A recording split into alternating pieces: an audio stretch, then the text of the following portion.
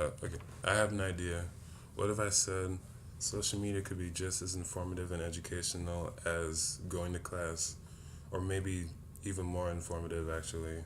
Researcher O'Keefe says that today social media is among the most common activities found in children and adolescents.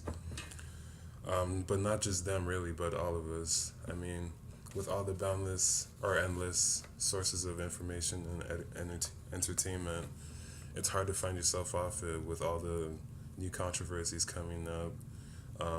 You seem to be connected to everything, sports, what's going on in the music industry. And because of all this, you often find yourself stuck, glued on your phone. I mean, in the past hour, in the whole day, I mean, how many times have you actually found yourself stuck on social media? Um, it's because of this frequent use. I want to talk about how we could use social media as a platform to just educate ourselves on all types of issues. As I was researching how we could use social media in a beneficial way, I found the article on Gonem from Egypt. If you can remember, a couple years there was a rebellion going on in Egypt. A young individual started a Facebook page that was protesting the social unrest going on in Egypt and how there just seemed to be all this violence going on, and they felt like they had no control.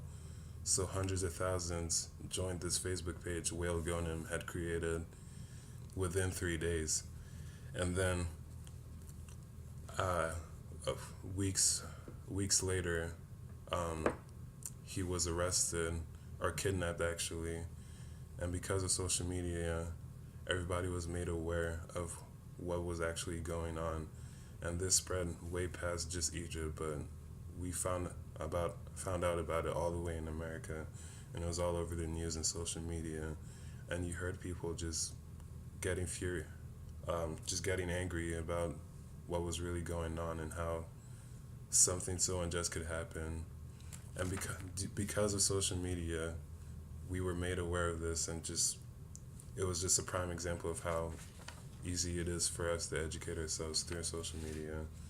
Um, Social media has very many good uses that we've seen within the past year. The fight for sexism, it just teaches people, and then it also exposes corruption like Will Gonem did.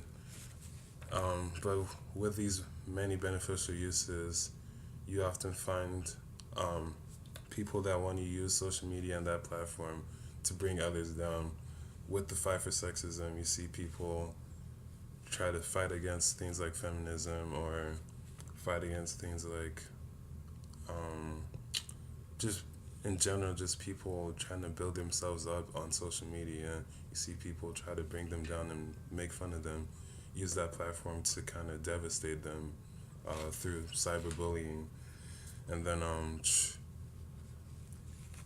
uh, it's just with the which with how easy it is to just throw your input in on what you call it, what's actually going on in our daily lives. You often find rumors and just people not knowing what's the whole story behind issues, like the Mike Brown case recently. At first, many people thought it was just a case where a harmless guy got shot down.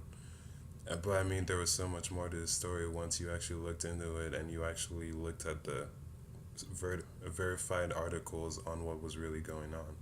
Just little things like this. There's so much more out there, and if we can use social media beneficially, it can be so much more educational than maybe just going to a lecture.